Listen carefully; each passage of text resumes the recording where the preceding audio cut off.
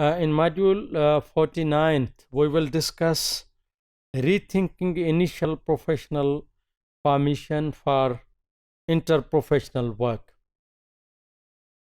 For interprofessional work within profession, what are those important activities that are done within the profession, and for carrying out those things, who are important elements, factors, and the role players there in this activity, and what is the initial professional formation when I start my career, and how should I look like, what kind of the preventive measures I should take into consideration. We have to rethink on it.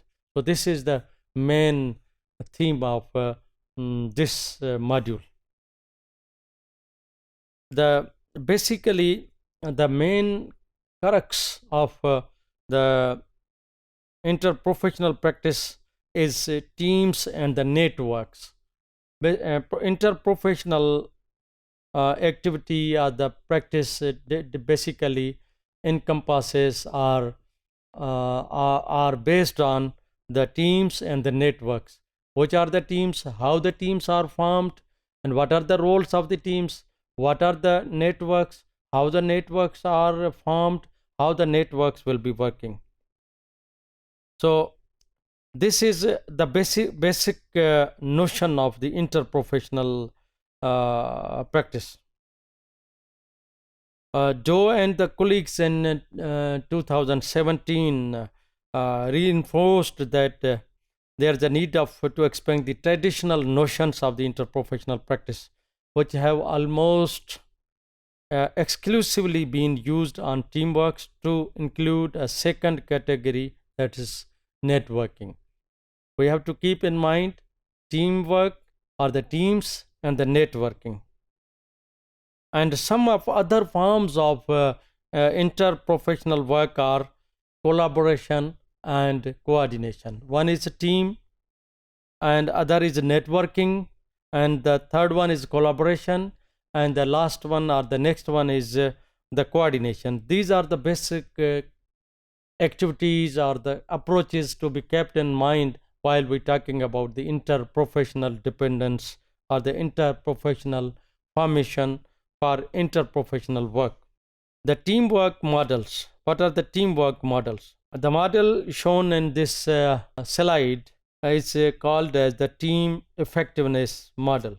This is based on different stages or the different concepts. Number one is working groups, in which members hold some shared information. Working groups, for example, I have some knowledge, and my other colleagues have the similar knowledge, maybe the other aspect of that activity, that is the working group. The other is pseudo teams. Pseudo teams means they are not real in terms, but they work as a camouflage for the as look like or as if these are the real teams, but they are not real teams. The potential, the third aspect is potential teams. They are for the beginning to work at the beginning stage of the work, and in a collaboration manner, but have few of the factors needed to effective teamwork. A few aspects of the teamwork, they are for the effective team working, such as the sharing of the common team goals. Goals are the same, but the activities may be the different one. Real teams, where the members share common goals and share some accountability. For example, we are working together for the for realizing or accomplishment of the goals, vision, and mission of the institutions, but we are equally accountable of that activity, accountability. That is called real teams. And other is high performance teams, in which the members all hold a clear understanding of their roles, all share common team goals, and in addition, encourage members' personal development. And with the passage of time, there is a new typology of interprofessional practice. Basically, that depends upon 6 elements. That is number 1, shared team identity. What will be the shared team identity? The team is based on the different peoples, different levels of the peoples, different aspect of the professional work, and what will be the identity. And then is clear goals and clear roles. What is the goal of that team and what is the role of an individual? There is the interdependence. In what way I will be depending upon others, and what way the others will be depending upon me. And integration, how the work of an individual in a team could be integrated. And shared responsibility, it will not be the individual works. The credit or the discredit will be equally shared. And the team tasks, these tasks will not be for the individual, these are for the team. That is that with the pace in the 21st century, these new roles, these new concept, when the interprofessional team work emerged, that has given the clear responsibility, what is the role of the individual and the what role of that team. It is stressed that the teamwork is one form of the interprofessional work. The teamwork is the interprofessional work. In addition to collaboration, coordination, and the networking. And to understanding these differing, though interconnected types of interprofessional work, we need to know their definitions. Interprofessional teamwork. What is interprofessional teamwork? This is just for the shared team identity. It is for clarity. It is interdependence, integration, and the shared responsibility. And in this type of the formation, team tasks are regarded in general and unpredictable, urgent, and complex. Why we and when we frame the teamwork, interprofessional teamwork, we create the teamwork, we make the teamwork. This is we usually say, rather we mostly say, this is teamwork, this is the team. When do we make the teamwork?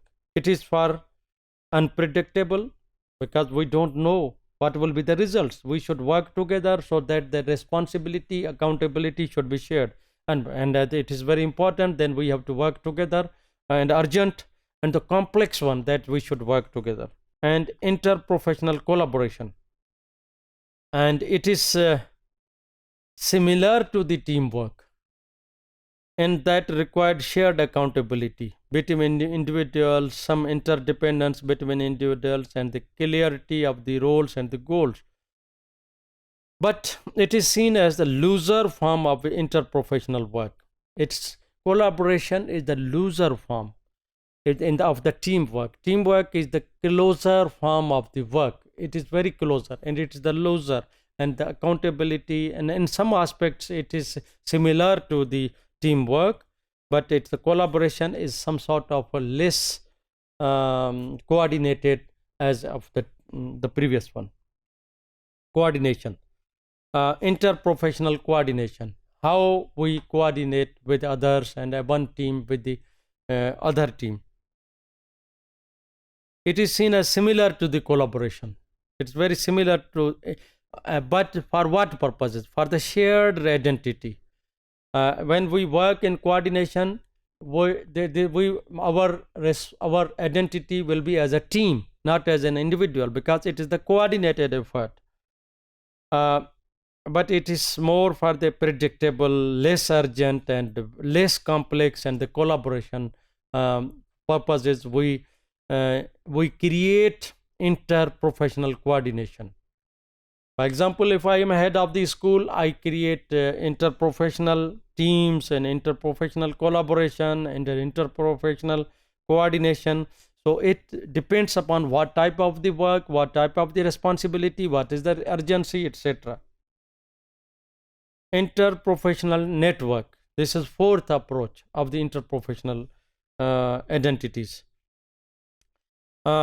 This is this type of the interprofessional arrangement is one of which shared team identity. It is also for the shared identity with a clear, when we have clarity of the roles, interdependence, integration, and the shared responsibility.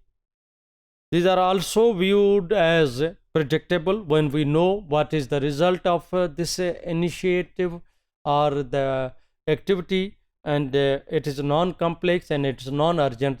Then we create the networks, because if it is the urgent, then we will create the interprofessional teams, collaborations, and the coordination. But the networks are not as for the emergent works that were the previous ones. As a result of the networks, it could be the virtual, it could be, it not, networks could not be necessarily the live one or the physical one. It could be the synchronous, based on the synchronous or asynchronous communication, or a relation with each other. We can say that for the professional work, collaboration and the coordination is essential, and for more realistic framework and for the for very fruitful team working, there's a need of the collaboration and the teamwork, coordination and networking related to the collaborative competence of the professional team.